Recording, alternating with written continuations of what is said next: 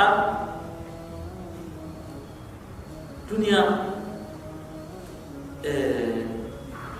አላህ ጀለ ወተዓላ እሷን የፈጠረበት ሚስጥር እኛ በሷ ላይ ተደላድለን እሱን አውቀን ትእዛዙን እንፈጽምባት ዘንድ ነው።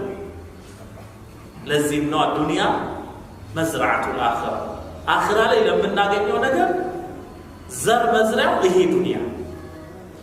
ግን ብዙ ሰዎች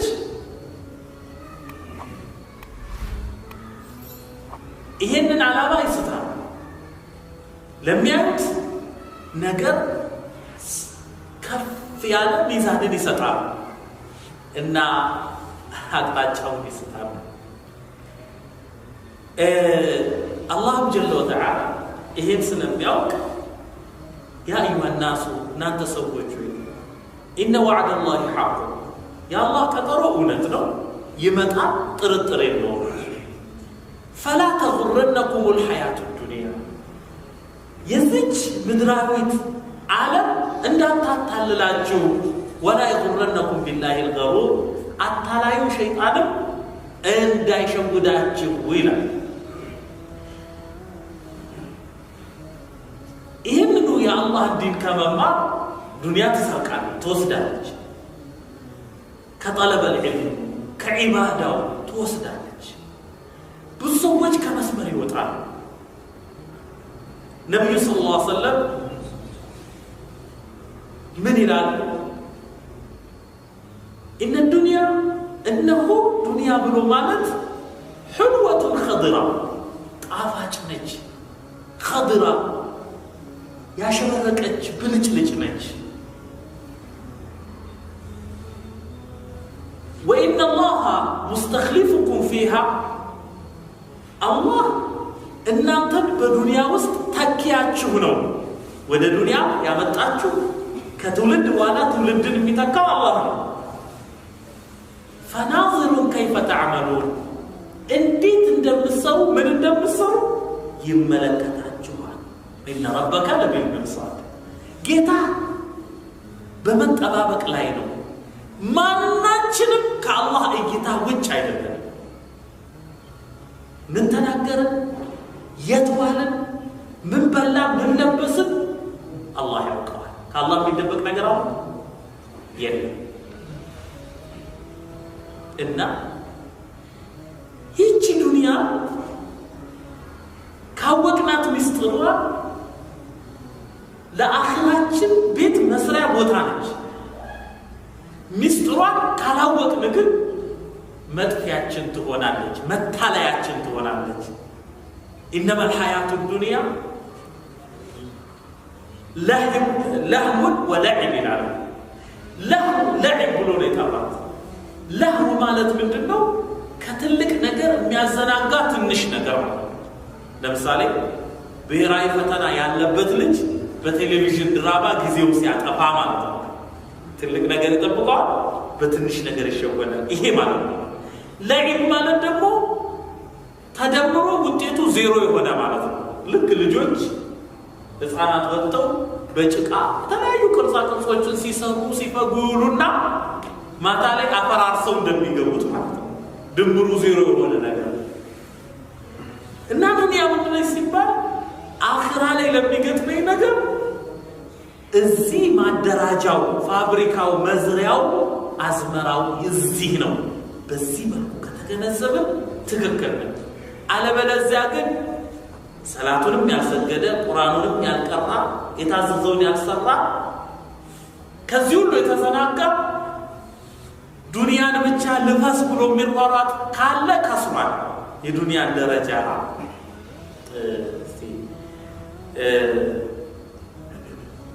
በሆነች ነገር ልጥቀሳትና ነቢ ስ ሰለም ምን ይላሉ?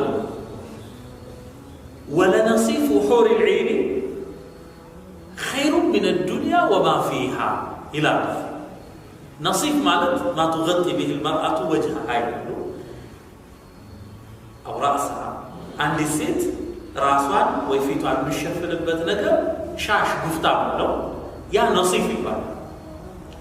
እሱ خير من الدنيا وما فيها ዱንያና ዱንያ ከያዘችው ነገር ሁሉ ይሻላል ይበልጣል ይላል ነብዩ ሰለላሁ ዐለይሂ ወሰለም። ይሄ ማለት የአንዲት በጀነት ውስጥ ያለች ሑረል ዒን የምትባል ሚስትህ የሷ ሻሽ ማለት ነው። እሺ ምን ማለት ነው خير من الدنيا وما فيها ከተባለ አሁን ትንሽ እስቲ ዓለምን ላሽከርክራችሁና ባህር ዳር ውስጥ ካሉ ፎቆች ሀብቶች እስቲ ሰፋ በልሽ አዲስ አበባ ውስጥ ካሉ ኧረ ተሻገር በሉ አፍሪካ ውስጥ ሁሉ ካሉ ልሻገርና ላቲን አሜሪካ ሰሜን አሜሪካ በዚህ ተሻግሬ ምዕራብ አውሮፓ ማን አለ እዛ ፈረንሳይ ጀርመን እንግሊዝ ኖርዌይ ሀብታሞች እዛ ውስጥ ሁሉ ያለ ቴክኖሎጂ ያፈራው ነገር ህንጻው ምኑ ማለት ነው።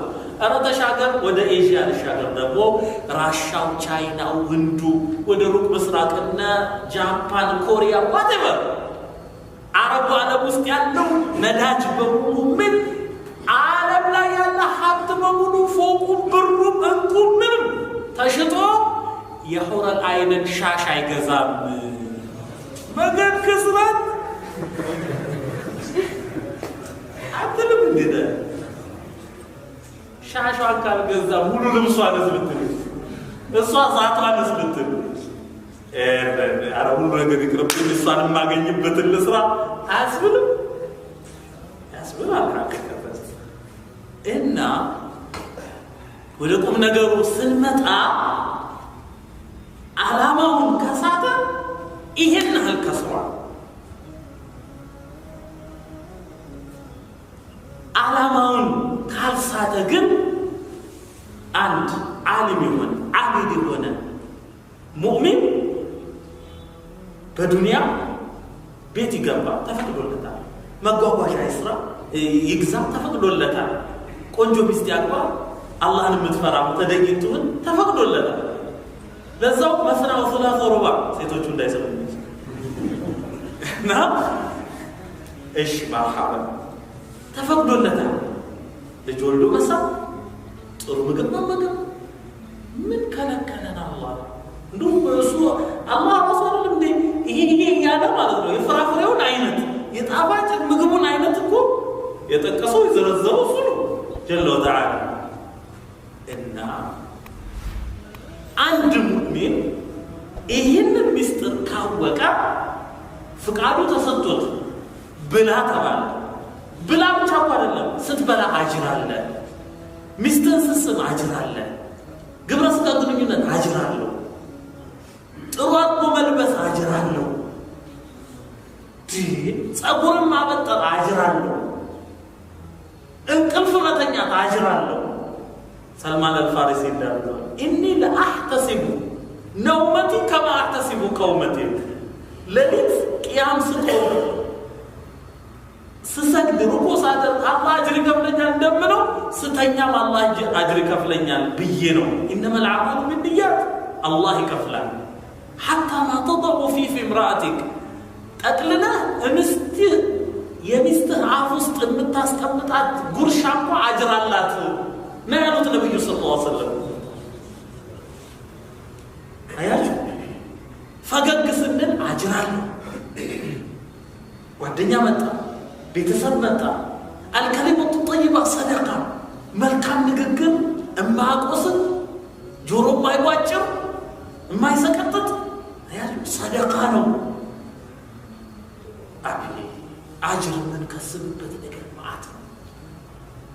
በዚህ መካከል ሙሲባ ቢገጥመንስ እሱም ለኸይር ነው። ኢነላህ ኢዛ አሐበ ቀውመን ኢብተላሁ አላህ ሰዎችን ሲወዳቸው ይፈትናቸዋል።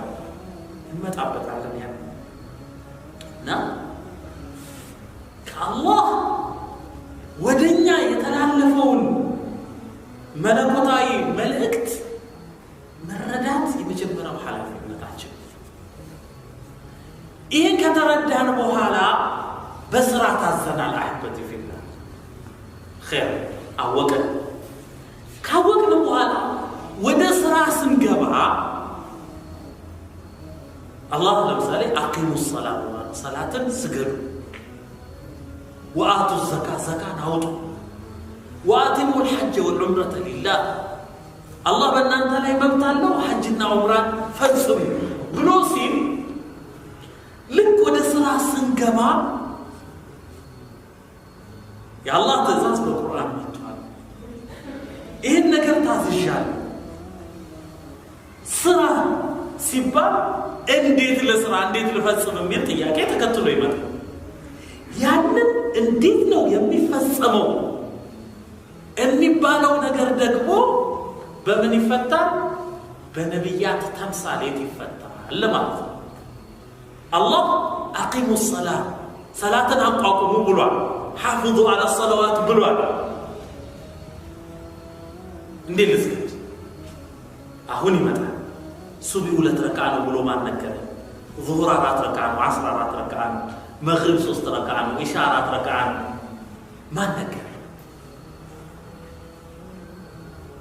الله صلاة سجدوا سين نبي صلى الله عليه وسلم ينيا تمثالت ينيا رول موديل صلوا كما رأيتموني أصلي إني سسجد እንዳያችሁኝ ስገዱ ብለዋል አሁን ወዴት መጣሉ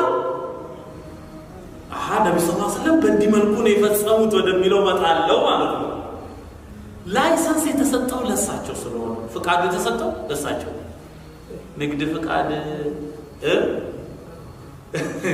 ንግድ ፍቃድ ይባላል ለነጋዴ ለሹፌሩስ መንጃ ፍቃድ ይባላል እንትን ፍቃድ ብዙ ነው አለ ለዚህ አሳይ ብሎ ፍቃድ የተሰጣቸው ለሳቸው ሰሉ كما رأيتموني أصلي እኔ ስሰግድ እንዳያችሁ ስገዱ ብለዋል الله وأتموا الحج والعمرة لله ሲባል ዑምራ طواف القدوم ማን ነው طواف القدوم ቀጥሎ السعي بين الصفا والمروة ከጠዋፍ በኋላ 2 ረካዓ አለው ቀጥሎ ደግሞ ጸጉርን ማሳጠር አለው ሐጅ ደግሞ ይሄ እንዲያለው እሺ ለዚህ ሐጅ ሚና ይታደራል ወደ አረፋ ይኬዳል ሙዝደሊፋ ይታደራል ረምዩል ጀመራት አለ ቅርድ አለ ጸጉር ማሳጠር አለ ጠዋፍ الإفاضة አለ እንዲህ አለ ይባላል ይሄ ሁሉ ዝርዝር የት ነው የምናገኘው ሲባል ነብዩ ሰለላሁ ዐለይሂ ወሰለም خذوا عني مناسككم يا عمره يا حج عباده افصاصون كني وسدوا قالوا النبي صلى الله عليه وسلم عمره ما درجوا حج ما درجوا አሳይተዋል ልክ እንደዚሁ هكذا حج النبي صلى الله عليه وسلم وهكذا اعتمر النبي صلى الله عليه وسلم بندي ملكو عمره قال بندي ملكو حج قال እንላለን خير بدي كهيدن هذا توفيق من الله كالله ولا توفيق لو أحبتي في الله አሁን ደግሞ ከአላህ ሱና ሰዓት ያስተላልፋሽ ከአላህ መንገድ መካከል የሆነው ሰዎች አምነው ሰዎች አውቀው አምነው ታዘናል ብለው ሰርተው እንዲሁ እያለ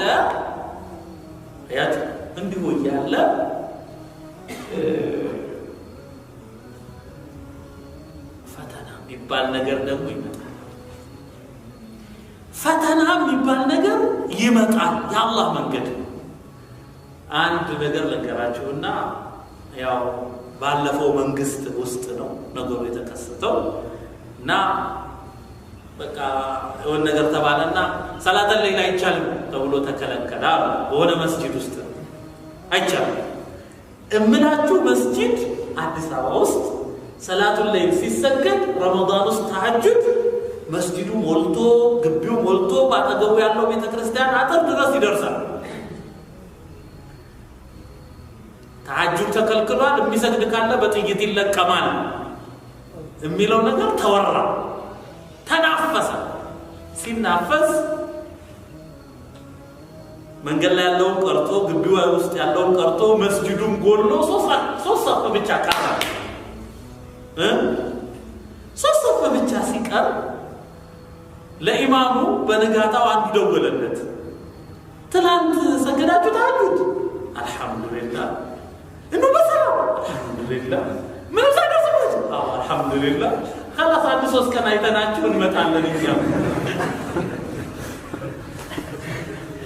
እሺ አሁን በአገራማን ሁሉም ሰጋጅ ነው። ፈተና ሲመጣስ ሰጋጅ ያንሳል እና የሚያስመስል ሰው አለ።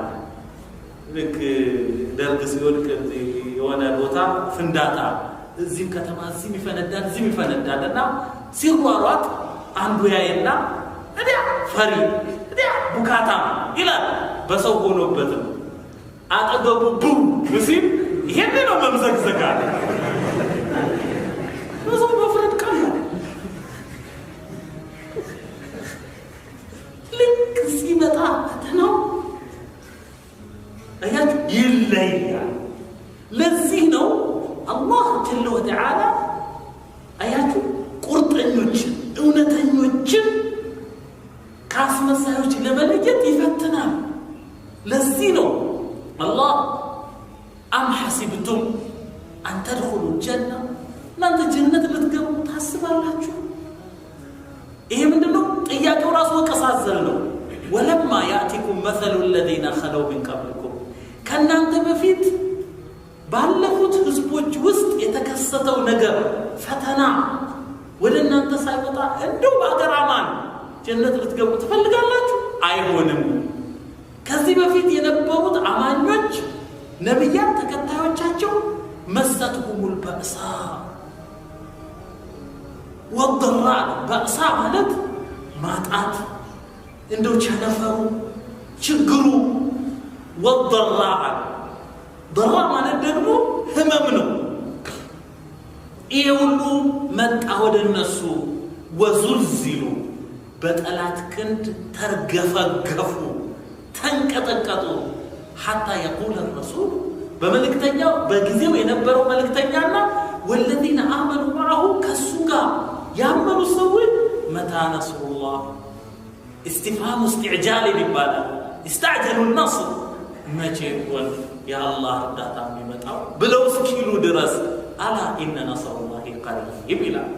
አዋጅ የአላህ እርዳታ ቅርብ ነው ላወቀ ሰው፣ ቅርብ ነው አውቆ ለተገበረ ሰው፣ ቅርብ ነው የአላህ እርዳታ ፈተና ሲመጣ ለጸና ሰው። ፈተናው የሚመጣው ደግሞ እኛ ከጸና ትልቅ ሽልማትን ሊያስገኝልን ነው። ነብዩ ሰለላሁ ዐለይሂ ወሰለም ኢነላህ ኢዛ አሐበ ቀውመን ኢብተላሁም አላህ የሰው ልጆችን ሲወዳቸው ይፈትናቸዋል።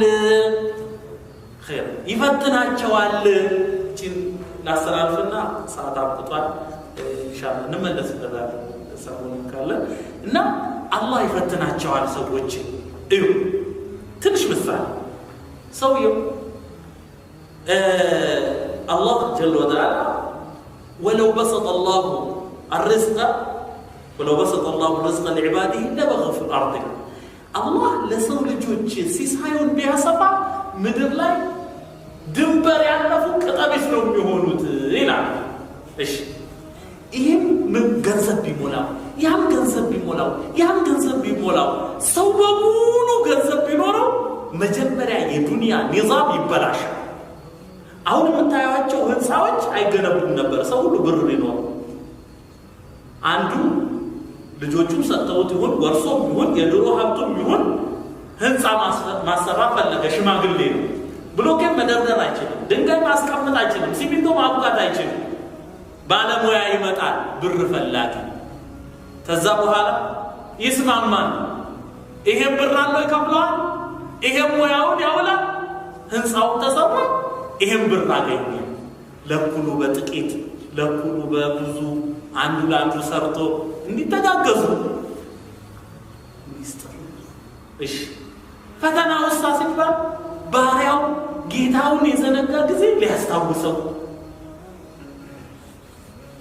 ከሶስት ቀን በኋላ የምትከፍለው እዳ አለብህ ካልከፈልክ ልትዋረድ ሆነ ግጥም ሐምገው አረ ያ አላህ ይላል ስታጣ ወደ ጌታ ትመለሳለህ እንዶ ጨርሶ አንዳንድ ወጣምሻ ጎራምሳ ክብደቱን ማስቶ ስፖርቱን ሰርቶ ምናምን እንዶ ሲሄድም እንደ በስፕሪንግ እንደተገጠመለት ይተወጠር በቃ እንዶ እቺ እንደ ባንዴ መዘረር ነበር ምናምን ይላል ትንሽ የከሳውን ሁሉ ባየ ቁጥር ማለት ነው ናቅ ያደርገዋል እንዲህ ያለው ጎረምሳ ማለት ነው ሆድ ቁርጠት ታች በሌ ተቅማጡ ወደ ላይ ወደ ታች ምናምን ሲለው ኧረ ደግፉኝ ኧረ አንሱኝ ሲል ማለት ነው ያን ጊዜ ኧረ አላህ ሰላቴን በወጉ ሰገር ኧረ ጊዜ ስጠኝ ይላል ወደ ጌታው ተመለሰ አልተመለሰ በቃ ለሱ ኸይር ነው ካልተቆነጠጠ አይመለስም ከተቆነጠጠ ይመለሳል ወደ ጌታው እሺ ፈተና ደርሶበት ደግሞ የንግግሬ ማብቂያ ነው ፈተና ደርሶበት ሙእሚን ከሆነ ደግሞ ኪሳራ የለም ነብዩ ሰለላሁ ዐለይሂ ወሰለም ما أصاب مؤمنا عند مؤمن አያገኘውም من نصب ማለት ድካም ስራ ውሎ ይፈጋል ይተጋል ይሄም አይገጥመው ولا وصب ህመም ይሄም አይገጥመው ولا هم ማለት ደግሞ ለሊት እንቅልፍ የሚያሳጣ ሐሳብ ولا غم ማለት ይሄ ጭንቅላት غማም ይባላል ጭንቅላትን እንዴ የሚያስይዝ የሚያስተክስ የሚወጥር ቴንሽን ማለት ነው ይሄም አይዘውም حتى الشوكة يشاقها የምትወጋው ሾክ እንኳን አታገኘው ወለ ንቁበቱ እንከቡها ምታደናቀፈው እንቅፋት እንኳን አታገኘው إلا حطت عنه خطايا وانجلوا بالراكب التي ورفعت له درجة وكف بينج لذيني فتنا قدمون صبرك على الرب إنا لله وإنا إليه راجعون قالوا مسمر ليلي الوطن درجة يجبرا وانجلوا الراكب هذا يقول لا أماني يقول لا وكال يقول لا سرع رسين كبوتا ولا درسم سأسلا بكا